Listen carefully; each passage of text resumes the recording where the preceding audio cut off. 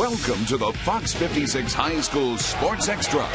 Brought to you by Cartown Kia and by Safe Auto.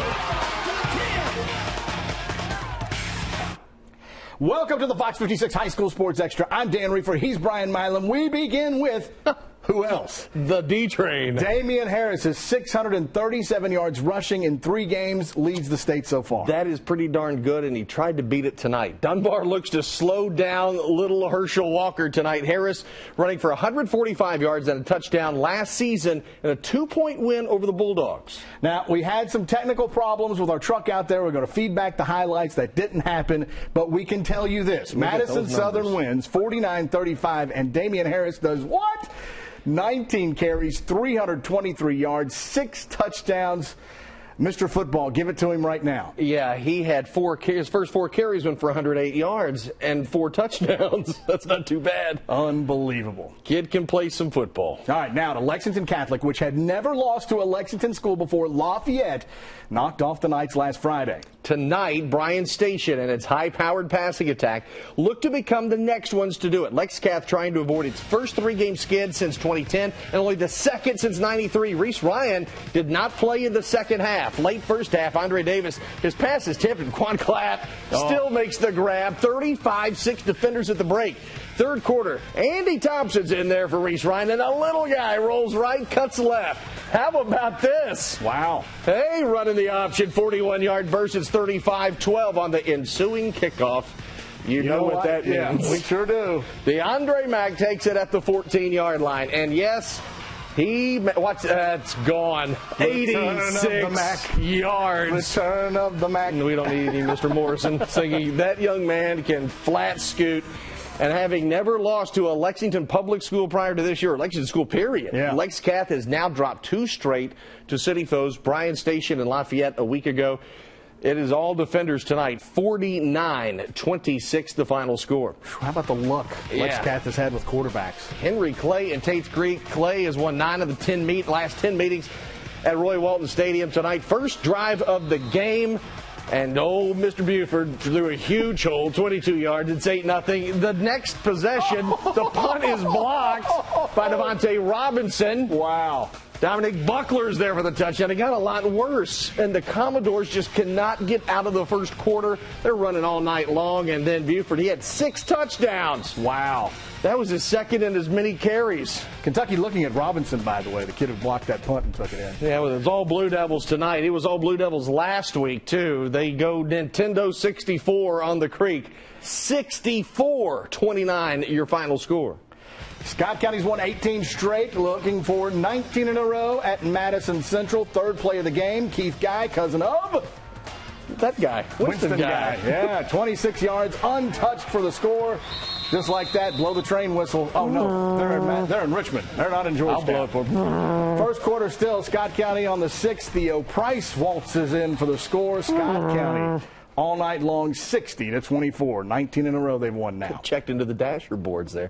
Franklin County has owned bragging rights in the capital city for the last several years, but Frankfort has been impressive so far in the early going. Yeah, they got over the hump in the playoffs last season. The Panthers have not beaten the Flyers, though, since 2009. Always entertaining when these two offenses take the field, but it was a muddy field, and it was a defensive battle. We pick it up, tied at 7 in the second quarter. Panthers putting from deep in their own territory. Johnny Rodriguez back for the Flyers, and he can fly. Here comes Johnny! Big return, and County is in business. It's J-Rod. So now, 4th and goal. Barrett Sanderson on the keeper. Isaiah Jackson says, no, sir, not tonight. Huge stop for Frankfort. Turnover on downs, but the Flyers get it back just before the half. Sanderson to DeMarcus Kennedy. He snatches it out of the air for the 28-yard TD. Franklin County takes a 13-7 lead into the half, and the Flyers go on to win this one tonight, 22-13 over the rival Panthers. Anderson County was a last-second missed field goal from handing Boyle County its first loss last season. Rematch tonight in Lawrenceburg. Anderson County would strike first. Zach Carmichael, Z-Car to Chris Toomey. Take it to the distance, and Anderson County up 7-0. But despite the sloppy start, Boyle County would put it together. The handoff goes to Brandon Devon. Around the right side, 57 yards to the house, and the Rebels are back in it, and the Rebels pull away on the road, 48 26. You know, Chuck Smith is 90-4 in his last 94 high school games. Gosh, that is absurd. 90-4. Let's go down the road to Montgomery County and Clark County, meeting in Winchester. Cardinals with a 1-touchdown lead to the second. Montgomery's Art Walker to Braxton Hopkins over the middle for the completion. Down to the 1-yard line. 3 plays later, Walker rolls to his left. Finds Joe Chisholm for the touchdown. That ties the game at 21, third quarter. Walker over the middle again, but this time the ball is tipped, and it is picked by Daniel Chandler. And the folks in Winchester are loving it tonight. 31-21. They get the biggest win they've had in a couple of years over their arch rival. First win for new head coach Mike Riddle, the former UK offensive lineman. Now, a pair of tradition-rich powers facing off, Corbin and Danville. There was a nasty injury to a Danville player in this one. We don't have all the details yet. But here, Danville with the completion to Damani Del Rosario for the Admiral touchdown. It's 14-7. Corbin still in the lead here. In the fourth, Bryan Nance on the 19-yard run. Corbin on top by a pair of scores. And the Red Hounds hold on to take it from the Ads tonight, 28-20. Like I said, don't know all the details from that horrific injury we heard tonight of the Danville player, but when we find out, we'll pass it along. Let's go to Lancaster. It's not Lancaster, it's Lancaster. Lions Den, Garrard County and Lincoln County, the Golden Lions. Mike Redmond, big gainer. And he is going to be brought down just outside the 10-yard line, now from the 7-yard line. Dance with the one that brought you, right? Redmond takes it in. Showing off the dance move. Yeah.